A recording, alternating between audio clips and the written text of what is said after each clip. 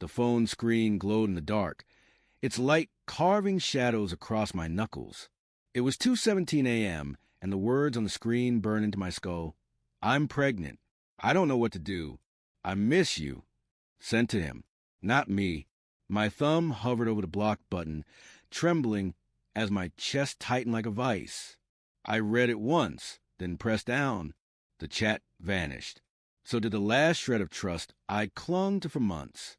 It started with a single sentence, 6 months earlier, over a quiet dinner. The kind of dinner where the clink of forks on plates feels louder than it should.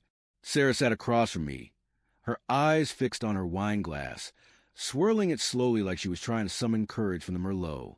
I still think about him sometimes, she said, her voice barely above a whisper. My fork froze midair. Him, Daniel, her ex, the one she swore was ancient history, a chapter closed long before our vows. I forced a smile, the kind that hurts your face, and said, That's normal, right? Old memories linger. But the air in the room shifted, grew heavy, like the moment before a storm breaks. I didn't ask more. I should have. Instead, I let her words sink into cracks in my mind, where they festered. Sarah and I had been married 3 years, together for 5. We'd built a life. Our small apartment with its mismatched furniture, the dog we'd adopted on a whim, the plans for a family we'd whispered about in the dark. She was my anchor, the one who laughed at my terrible puns, who knew the exact way I took my coffee. But that night, her confession cracked something in me. Not a clean break, but a hairline fracture, the kind that spreads if you don't brace it. Over the weeks, I noticed things, small things at first. The way her phone stayed face down on the table, always within reach. How she'd pause before answering when I asked about her day, her eyes flickering like she was editing her thoughts. I told myself I was paranoid. People think about their exes sometimes. It didn't mean anything. But then there were the late-night texts she'd send when she thought I was asleep, her fingers tapping softly, the glow of her screen illuminating her face in the dark. I'd lie there, pretending to sleep, counting the seconds between her replies, wondering who was on the other end. I tried to talk to her. God, I tried. One evening, as rain tapped against our window, I sat her down on our worn-out couch. The dog, Milo, curled up between us, oblivious to the tension. Sarah, I said, my voice steady but my hands clammy, is there something you're not telling me? She looked at me, her brown eyes wide, almost wounded. What are you talking about, Ben? She asked, her tone sharp, like I'd accused her of something unthinkable. I backpedaled, mumbled something about wanting to check in, and let it drop. Her defensiveness lingered in my gut like bad wine. The signs grew harder to ignore. A receipt for a coffee shop she never mentioned, tucked in her coat pocket. A new perfume, sharp and floral, that she wore only on days she went out with friends.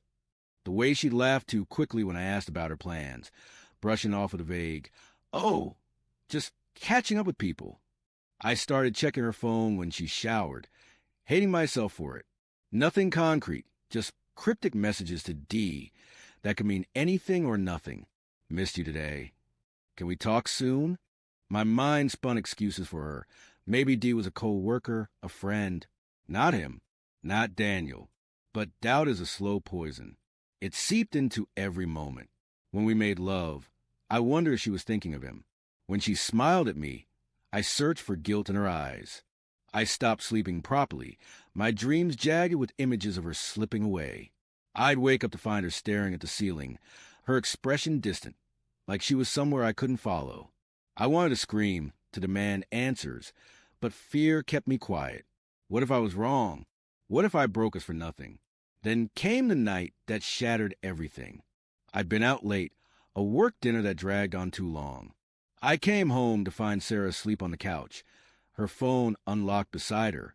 I don't know why I picked it up. Maybe I was tired of wondering. Maybe I just needed to know. The message was there, staring at me. I'm pregnant. I don't know what to do. I miss you. Sent to Daniel. Time stamped an hour ago. My vision blurred, my pulse hammering in my ears. Pregnant. Not with me. We'd been careful, hadn't we? I scrolled up, my hand shaking, and saw months of messages. Late-night confessions, plans to meet, promises to figure this out together. Each word was a blade, slicing through the life I thought we had. I didn't wake her. I couldn't. I stood there, staring at her sleeping face, her lips slightly parted, her hair spilling over the cushion. She looked so peaceful, so much like the woman I loved. But she wasn't. Not anymore.